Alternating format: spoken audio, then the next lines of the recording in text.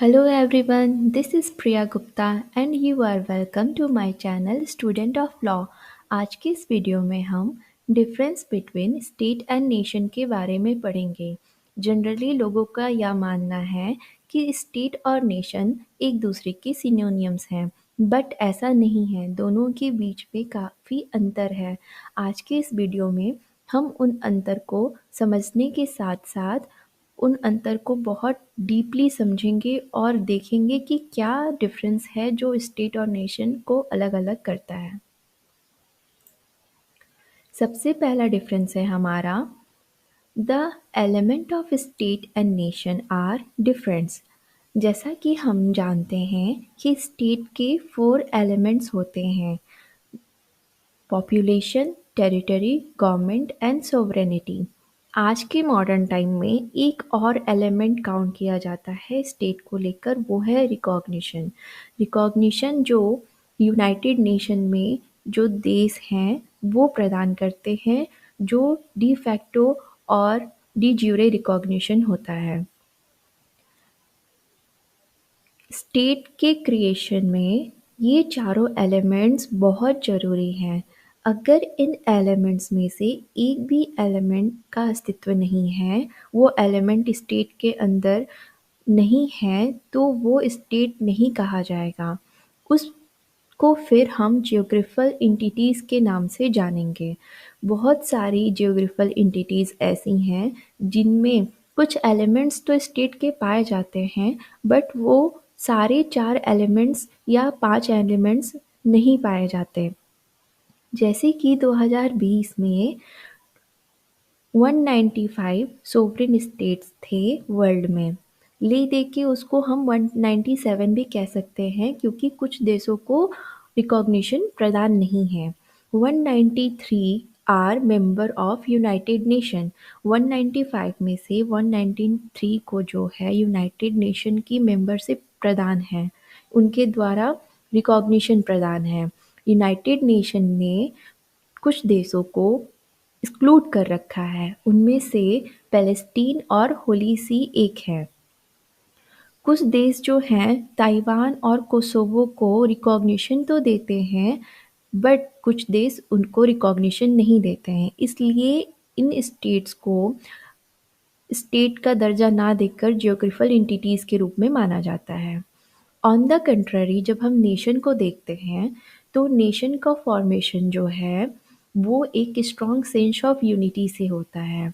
Common consistence, common territory, common race, common religion, common language, common history, common culture and common political aspirations, ये जो elements हैं nation के formation में सहायक होते हैं।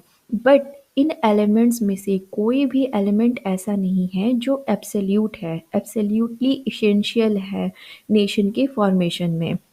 जैसे कि हमने देखा कि स्टेट के फॉर्मेशन में जो 4 या हम बेसिकली 5 कहें तो ज़्यादा अच्छा होगा, एलिमेंट्स हैं, वो बहुत ज़्यादा ज़रूरी हैं। चारों में से अगर किसी एक का भी एब्सेंस होगा, तो हम उसको स्टेट ना कहकर एक एंटिटी कहेंगे, जियोग्राफिकल एंटिटी कहेंगे।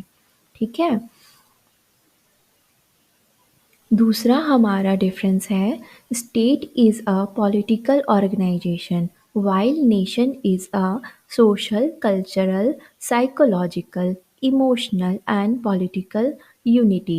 State is a political organization, इससे हमारा मतलब है कि हम देखते हैं कि स्टेट में हमारा लेजिस्लेचर होता है, एग्जीक्यूटिव होती है, जुडिशरी होती है, स्टेट की और बहुत सारी एंटिटीज़ होती हैं। स्टेट जो है गवर्नमेंट के थ्रू अपना काम करता है, तो इसीलिए स्टेट को पॉलिटिकल ऑर्गेनाइजेशन कहते हैं। स्टेट का जो एम होता है वो होता है कि जो उसके लोग हैं उसको सिक्योरिटी और वेलफेयर प्रदान कर सके, उनकी नीड्स को पूरा कर सके। It is concerned with external human action. जो स्टेट होता है ह्यूमन एक्शन से रिलेटेड होता है, एक्सटर्नल ह्यूमन एक्शन ज़रूरी होता है। मतलब जो गवर्नमेंट जो होती है गवर्नमेंट स्टेट के बिहाफ पे काम करती है, स्टेट का एजेंट माना जाता है गवर्नमेंट को। तो वो हमारे लिए, जो हम लोग हैं स्टेट के, उनके लिए काम करती है। इसीलिए इसको एक लीगल एंटिटी भी कहते हैं। इसके ठीक विपरीत nation is United unit of population. Nation जो है लीगल एंटिटी ना होकर एक ये यूनाइटेड यूनिट है पॉपुलेशन का, एक लोगों का समूह है जो आपस में एक दूसरे से इमोशनली, स्पिरिचुअली, साइकोलॉजिकली जुड़े हुए हैं। A nation has little to do with the physical needs of the people। जैसे कि स्टेट का एम है कि वो अपने लोगों को अपने लोगों को सिक्योरिटी, वेलफेयर प्रदान कर सके, लॉ एंड ऑर्डर मेंटेन कर सके सोसाइटी में। बट ऐसा कुछ एम नेशन का नहीं होता है। तीसरा हमारा डिफरेंस है, possession of a definite territory is essential for the state but not for a nation। It is essential for each state to possess a fixed territory। Fix territory होना एक state के लिए बहुत ही आवश्यक है। ये एक फिजिकल एलिमेंट होता है स्टेट का। स्टेट को इसीलिए टेरिटोरियल एंटिटी भी कहा जाता है। बट नेशन के लिए टेरिटरी का होना एक इसेंशियल रिक्वायरमेंट नहीं है। A nation can survive even without fix territory. Love of common motherland acts as a source of unity. वो जो अपना कॉमन कंसाइंस होता है, कॉमन लव होता है, कॉमन हिस्ट्री होती है, उसके उसके थ्रू ही एक दूसरे से जुड़े होते हैं। For example, before 1948 the Jews were a nation. 1948 को ज्यूज को हम नेशन कह सकते हैं क्योंकि वो एक अपने common motherland, common history, common culture इत्यादि से जुड़े हुए थे। Even though they had no fix territory, उस टाइम उनके पास कोई फिक्स टेरिटरी खुद की नहीं थी। But in 1948 they secured a definite and defined territory। 1948 में उनको एक सिक्योर्ड, डेफिनिट, डिफाइंड टेरिटरी मिली और उन्होंने स्टेट ऑफ इज़राइल की स्थापना की और वो फिर स्टेट बन गए। Some nations are sovereign states. कुछ नेशंस जो होते हैं वो सोवरेन स्टेट्स भी होते हैं। But many are not. But बहुत सारे नेशंस ऐसे भी हैं जिनके लिए सॉवरेनिटी ज़रूरी नहीं है, बस वो नेशन है। नेशन के पास टेरिटरी भी हो सकती है बट वो सोवरेन नहीं हो सकते हैं। कुछ नेशन सोवरेन्स भी होते हैं। हम आगे इस चीज़ को अच्छे से समझेंगे। फ़िलहाल अभी हमें यहाँ पे ये समझना है कि सम नेशंस आर सोवरेन स्टेट। कुछ नेशन जो हैं सोवरेन स्टेट्स भी हैं। बट सारे नेशंस जो हैं वो सोवरेन स्टेट्स नहीं हैं, उनमें से कुछ ही सोवरेन स्टेट्स हैं। नेशन दैट होल्ड टेरिटरी, वो नेशन जिनके पास टेरिटरी होती है but are not sovereign states, but वो सोवरेन स्टेट्स नहीं हैं। उनके कुछ एग्जाम्पल्स यहाँ पे दिए हुए हैं। जैसे कि हम कॉमनली जानते हैं, तिब्बत का अगर एग्ज़ाम्पल लें और हम हांगकांग का एग्ज़ाम्पल लें, तो तिब्बत और हांगकांग, इनको जब हम देखेंगे तो हम पाएंगे कि इनके पास डेफिनिट टेरिटरी तो है बट इनके पास सॉवरेनिटी नहीं है। इनकी सॉवरेनिटी चाइना के पास है, इनके ऊपर चाइना का कब्जा है। इसीलिए ये बस एक नेशन है, ये एक स्टेट नहीं है। इनको स्टेट का दर्जा अभी तक नहीं मिला है। Sovereignty is essential for state but not for nation. ये जो सॉवरेनिटी का एलिमेंट है स्टेट के लिए बहुत एसेंशियल है। इसको स्टेट का सोल कहा जाता है। अगर किसी स्टेट के पास सॉवरेनिटी नहीं है तो स्टेट मरा हुआ माना जाएगा। If the absence of sovereignty, the state loses its existence। It is the element of sovereignty which makes the state different from all other association of people। sovereignty का ही element एक ऐसा एलिमेंट है जो state को other association से अलग करता है। It is not essential for a nation to possess sovereignty। एक नेशन के लिए ये एसेंशियल नहीं है कि उसके पास सॉवरेनिटी हो, बट स्टेट के लिए ये बहुत ज़रूरी है। The basic requirement of a nation is the strong bond of emotionally unity among its people. Nation के लिए सबसे बेसिक रिक्वायरमेंट है कि उनके लोगों के बीच में स्ट्रॉन्ग बॉन्ड हो, वो इमोशनली एक दूसरे से जुड़े हों, which develop due to several common social cultural elements, जो बहुत तरह तरह के कॉमन सोशल कल्चरल एलिमेंट के द्वारा डेवलप्ड होते हैं. Before 1947, India was a nation but not a state. 1947 के पहले जब हम इंडिया को देखेंगे तो हम पाएंगे कि वो स्टेट नहीं था, वो एक नेशन था. लोग एक दूसरे से common conscience, common social cultural element, common history इत्यादि से जुड़े हुए थे, बट वो स्टेट नहीं था. क्यों? क्योंकि उसके पास सॉवरेनिटी नहीं थी. जब 1947 में इंडिया इंडिपेंडेंट हुआ, India become a state because after the end of British imperial rule it became a sovereign entity. जब 1947 में इंडिया आज़ाद हुआ तो वो स्टेट बना, क्योंकि अब उसके पास सॉवरेनिटी थी. हमारा पांचवा डिफरेंस है, nation can be wider than the state. Nation का जो स्कोप है वो बहुत बड़ा है स्टेट के स्कोप से. State is a limited to fixed territory. State जो है एक फिक्स्ड टेरिटरी के अंदर ही लिमिटेड है. इसकी बाउंड्रीज जो है वो इंक्रीज भी की जा सकती हैं और घटाई भी जा सकती हैं, बट ये बहुत ज़्यादा कॉम्प्लेक्स प्रोसेस हो जाता है.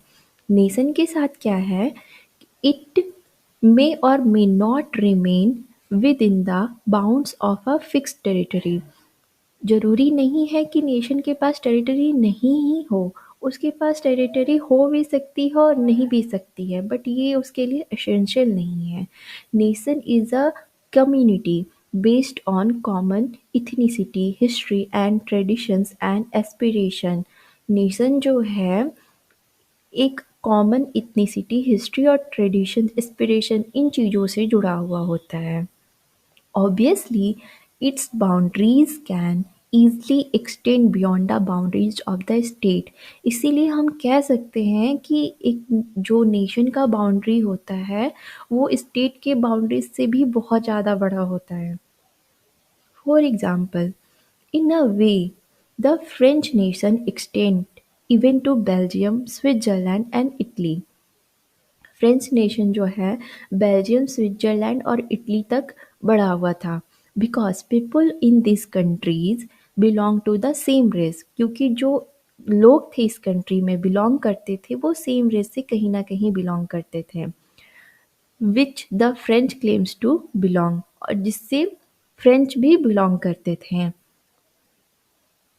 दूसरा हमारा एग्जाम्पल है कुर्दिश को लेके. कुर्दिश पीपल दो they do not live inside the same boundaries. Kurdish लोग जो थे वो सेम बाउंड्रीज के अंदर नहीं रहते थे, वो ईरान, इराक, टर्की इत्यादि जगह पे रहते थे, पर वो खुद को एक कुर्दिश नेशन की तरह समझते थे, भले उनको अदर कंट्रीज के थ्रू एक्सेप्टेंस ना मिली थी फिर भी.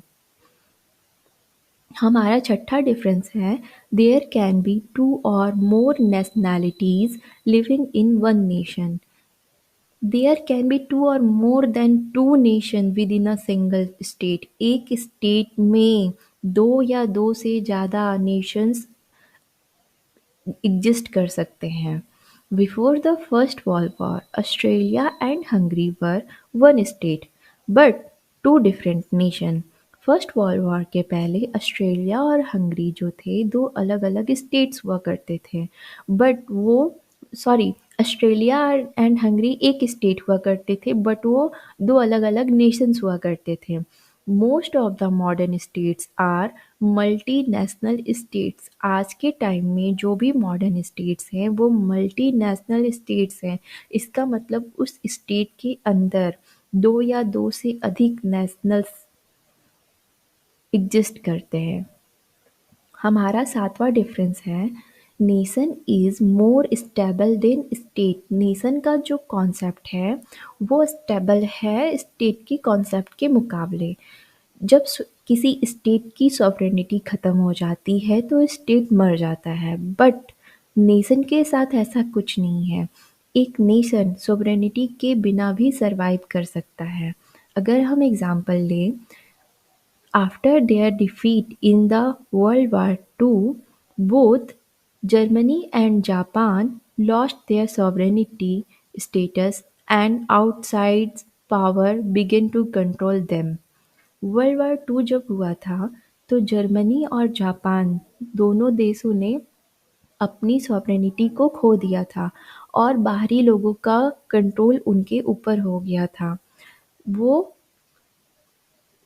तब स्टेट की कैटेगरी में नहीं आते थे, but as nation they continue to live as nations. State की कैटेगरी में तो नहीं आते थे बट नेशन की तरह वो अस्तित्व में थे, which after some months regained their sovereignty status. और कुछ महीनों के बाद वो जो नेशन था कहीं ना कहीं अस्तित्व में, वो सॉवरेनिटी स्टेटस रीगेन करता है और वापस से एक इंडिपेंडेंट स्टेट बनता है। हमारा आठवां डिफरेंस है, a state can be created while a nation is always the result of evolution. State जो है वो क्रिएट किया जा सकता है, ये एक कॉन्शियस इंडेवर है, इसको हम क्रिएट कर सकते हैं। स्टेट के कुछ फिजिकल एलिमेंट होते हैं जैसे बाउंड्रीज, पॉपुलेशन, इन चीज़ों से स्टेट को क्रिएट किया जा सकता है, बट ऐसा कुछ नेशन के साथ में नहीं है। हम देखेंगे कि सेकेंड वर्ल्ड वार में Germany got divided into two separate state. Second world war जब हुआ था तो जर्मनी को दो सेपरेट स्टेट्स, वेस्ट जर्मनी और ईस्ट जर्मनी में डिवाइड कर दिया गया था। But Germans remained emotionally as one nation. But Germans जो हैं वो एक नेशन की तरह इमोशनली एक दूसरे से जुड़े हुए थे। Ultimately in October 1919 the Germans again got United into a single state. और फिर बाद में अक्टूबर 1990 में जर्मन फिर से एक यूनाइटेड सिंगल स्टेट के रूप में अस्तित्व में आते हैं। उसी तरह 1947 में पाकिस्तान इंडिया से सेपरेट होकर क्रिएट हुआ था और पाकिस्तान स्टेट एस्टेब्लिश्ड हुआ था। A nation is a unity of people which emerges slowly and steady. Nation जो है लोगों का एक यूनिटी होती है, वो धीरे धीरे इमर्ज होता है। No special effort go into the making of the nation. इसके लिए स्पेशल एफर्ट नहीं करना पड़ता।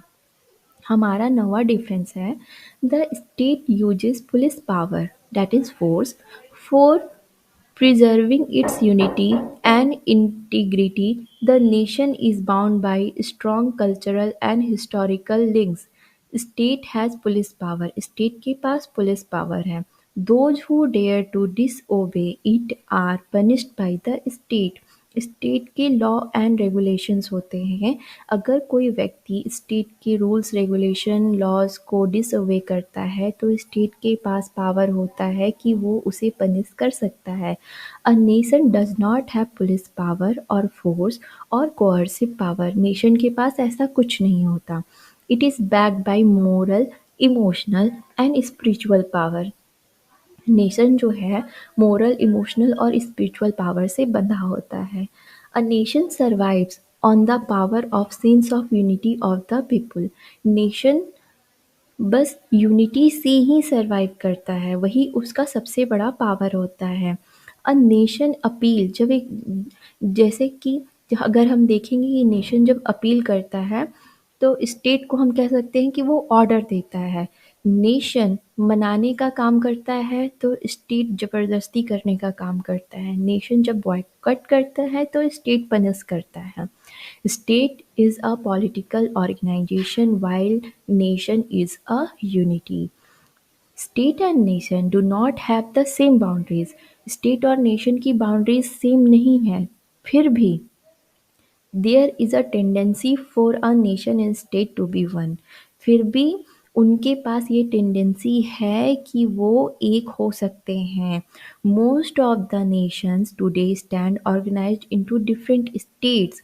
आज के टाइम में बहुत सारे नेशंस ऐसे हैं जो डिफरेंट स्टेट के अंदर ऑर्गेनाइज्ड है। Most of the modern states are multinational states, और बहुत सारे स्टेट्स ऐसे हैं जिनके अंतर्गत दो या दो से अधिक नेशनल्स हैं, उनको मल्टीनेशनल स्टेट्स कहते हैं। The modern state is called a nation state, और इस तरह के स्टेट को हम नेशन स्टेट कहते हैं। आज के टाइम में ये सबसे लेटेस्ट एवोल्यूशन है नेशन स्टेट का, because all the nationalities living in one state stand integrated into one nation. इसको नेशन स्टेट क्यों कहा जाता है?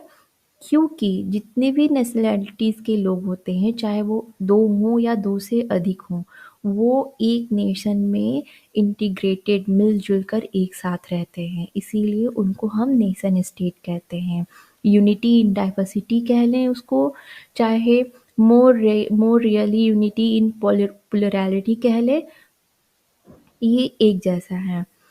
और हम इनके एग्जाम्पल्स ले सकते हैं, जैसे कि India, USA, Russia, China, Britain, ये नेशन स्टेट्स हैं। इससे हमारा, अब हम एक लाइन में अपना कंक्लूजन्स ये कह सकते हैं डिफरेंस के साथ में, कि अगर हम डेफिनेशन के तौर पे देखें तो हम पाएंगे कि स्टेट जो है इंडिपेंडेंट पॉलिटिकल एंटिटी है with the fixed geographical boundaries, while nation is a large body of people united by common origin, history, culture, ethnicity और language। अगर हम रेफरेंस के तौर पे डिफरेंस देखें तो हम देखेंगे state refers to a territory, nation refers to a group of people. Territory के संदर्भ में अगर हम डिफरेंस देखेंगे तो हम पाएंगे state must have a fixed territory, nation does not have a fixed territory, it may have a territory और may not have a territory.